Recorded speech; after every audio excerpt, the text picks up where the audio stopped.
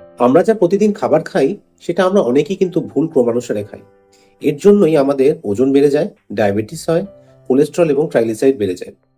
খাবারের মূল উপাদান হলো ফাইবার, প্রোটিন, ফ্যাট এবং কার্বোহাইড্রেট বা শর্করা। প্রথমে আমাদের ফাইবার খাওয়া উচিত, যেমন স্যালাড, সবজি এগুলি আগে খান। এতে পেটের মধ্যে একটি জেল ফর্মেশন হবে, পাকস্থলী খালি হতে দেরি হবে এবং ব্রেনকে এটি সিগন্যাল পৌঁছাবে যে পেটটি ভরে এসছে। তারপরে প্রোটিন খান, যেমন ডিম, মাছ, মাংস বা ডাল। এতে GLP-1, PYY এবং সিসিকে হরমোন এগুলি বেড়ে যাবে এবং গ্রেলিং বা হাঙ্গার হরমোন কমে যাবে।